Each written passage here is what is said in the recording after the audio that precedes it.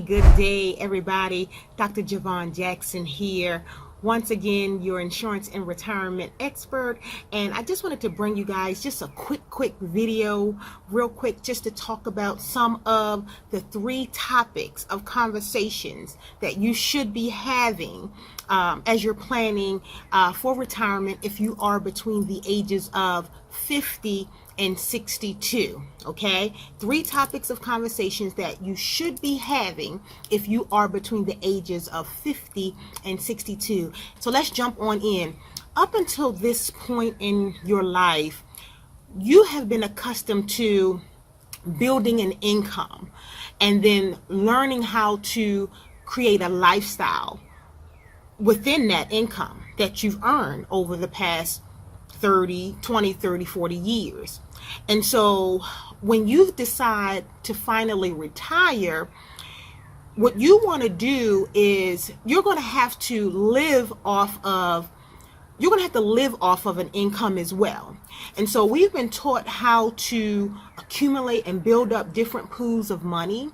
But what we have to focus on is how do we take those pools of money and translate or transfer or convert them into an income, which is what we've been accustomed to living off of, a monthly, a bi-weekly income, right? And so one of the things that you should definitely be discussing is developing a retirement income strategy. Okay, how are you going to replace your paycheck? Okay, and so that's area number 1, developing a retirement income strategy. And I would even take it even further to say a guaranteed income, an income that you don't have to worry about what happens in the market. You don't have to worry about what happens with the government. You want an income that you can depend on, because 96% of you out there, you don't have a pension, and even those aren't guaranteed anymore if you're paying attention to what's happening right now.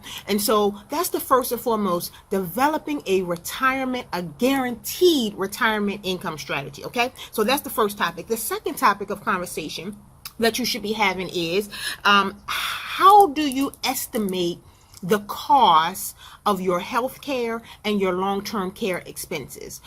Because whether you know it or not, statistics have taught us, and research has taught us, that the life expectancy for women is 86.6 years old.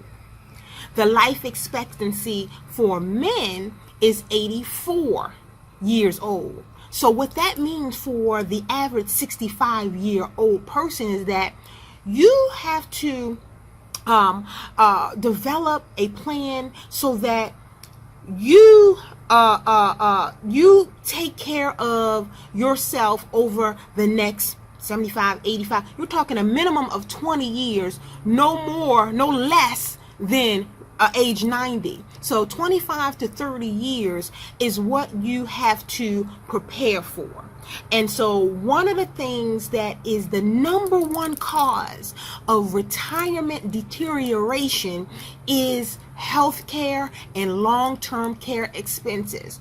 Many people are under the false belief that Medicare is going to cover all of your expenses. Folks, I'm sorry to tell you, but that is absolutely not so. Okay, Medicare only pays for a skilled care.